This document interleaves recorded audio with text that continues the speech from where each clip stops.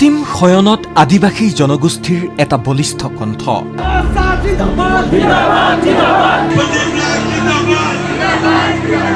পঞ্চভূতত বিলীন হল আশা নেতা প্ৰদীপ নাগৰ নশ্বৰ দেহ।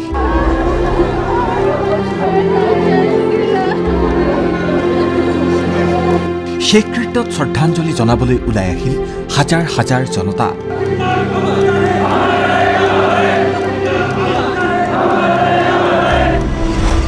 আদিবাসী জনগণৰ বলিষ্ঠ কণ্ঠ তথা সদৌ অসম আদিবাসী ছাত্ৰ সন্থাৰ কেন্দ্ৰীয় সভাপতি প্ৰদীপ নাগ আৰু নাই।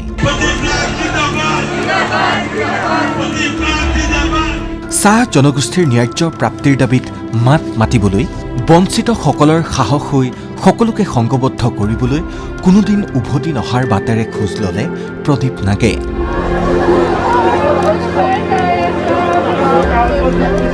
আছাৰ কেন্দ্ৰীয় সভাপতি প্ৰদীপ নাগৰ মৃত্যুৱে শোকস্তব্ধ কৰি তুলিছে আদিবাসী সমাজৰ লগতে সমগ্ৰ ৰাজ্যবাসীক। সদৌ অসম আদিবাসী ছাত্ৰ সন্থাৰ সভাপতি প্ৰয়াত প্ৰদীপ নাগ ডাঙৰীয়াই যোৱাকালি শেষ নিশ্বাস ত্যাগ কৰিছে আৰু সেই সময়ত আমি খুব আত্মহাৰা হৈছোঁ, কিয়নো এজন আদিবাসী জনগোষ্ঠীৰ হকে মাত মাতা বলিষ্ঠ কণ্ঠৰে, যাক নেকি বজ্ৰকণ্ঠ বুলিব পাৰি, আৰু তেনেকুৱা এজন নেতাক হেৰুৱাব পাই আমি সঁচাকৈ মৰ্মাহত হৈছোঁ। আদিবাসী সমাজৰ কাৰণে লগতে বৃহত্তৰ এই অসমৰ কাৰণে এটা অপূৰণীয় ক্ষতি হৈছে।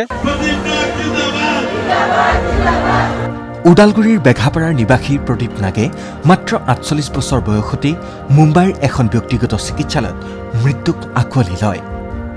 তেখেতৰ যিটো মৃত্যু অকল আশা বা আদিবাসীৰ কাৰণে ক্ষতি নহয়, এইটো সমগ্ৰ ছাত্ৰ সমাজৰ কাৰণে ক্ষতি হ'ল বুলি মই অনুভৱ কৰোঁ। তেখেতে আমাৰ এই অঞ্চলৰ শান্তি পৰিৱেশ গঢ়ি তুলিবৰ কাৰণে যথেষ্ট তেখেতেও চেষ্টা কৰি কাম কৰি আছিল। তেনেকুৱা এজন ব্যক্তিক আমি অকালতে হেৰুৱাব লগাটো আমাৰ কাৰণে খুব দুখৰ বিষয়। তেখেতৰ যিবিলাক সপোন আছিল সেই সপোনবিলাক কিন্তু আচলতে বাস্তৱত ৰূপায়ণ কৰাৰ আগতেই তেখেত কিন্তু ইহলীলা সম্বৰণ কৰিলে। আজি এই দুখৰ মুহূৰ্তত টাইহোম ছাত্ৰ সন্থাৰ আমি কেৱল তেখেতৰ আত্মাৰ সদগতি কামনা কৰিছোঁ আৰু তেখেতৰ পৰিয়ালবৰ্গলৈ আমি সমবেদনা জ্ঞাপন কৰিছোঁ।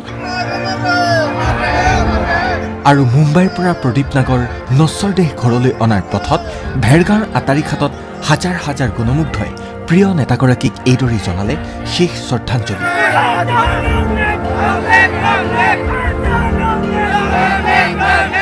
সংঘৰ্ষ জড়িত এটা সময়ত তেখেতৰ নেতৃত্বত আমি বহুকেইটা দল সংগঠনে ঐক্যবদ্ধভাৱে এই অঞ্চলৰ শান্তিৰ কাৰণে আমি কাম কৰিছিলোঁ। তেনে অভিজ্ঞতা হৈছিল আৰু সেই সময়তে আমি উমান পাইছিলোঁ আৰু পিছলৈ তেখেতে কেন্দ্ৰীয় সমিতিৰ দায়িত্ব লাভ কৰিছিল। আৰু আজি এই খবৰটোৱে আমাক সঁচাকৈ মৰ্মাহত কৰিছে।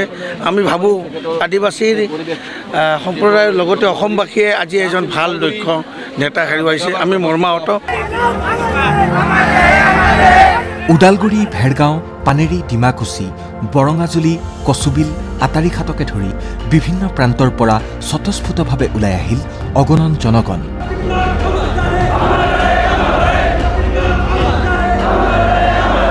বিটিআৰৰ EM দাওবাইচা বড়োৰ লগতে জিলা প্ৰশাসনৰ তৰফৰ পৰাও নেতাগৰাকীক জনোৱা হ'ল অন্তিম বিদায়।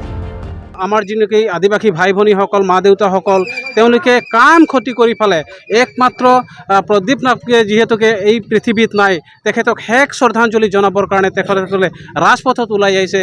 এয়া ৰাজপথত হাজাৰ হাজাৰ লোক সমাগম হৈছে, কিয়নো তেখেতক আজি শেষ বিদায় দিবৰ কাৰণে তেখেতলোকে স্বতঃস্ফূৰ্তভাৱে ওলাই আহিছে।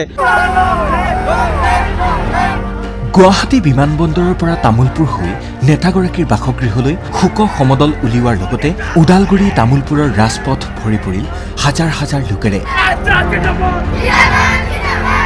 নেতাগৰাকীলৈ শ্ৰদ্ধা জনাই ওদালগুৰিৰ কিছু কিছু অঞ্চলত স্থানীয় দোকান বজাৰো বন্ধ ৰাখিলে ৰাইজে।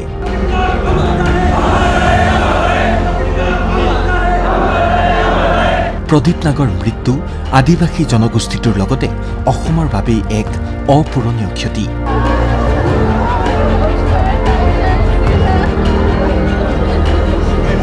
কলাইগাঁৱৰ পৰা ফাইজুল হুছেইনৰ ৰিপৰ্ট, ND24।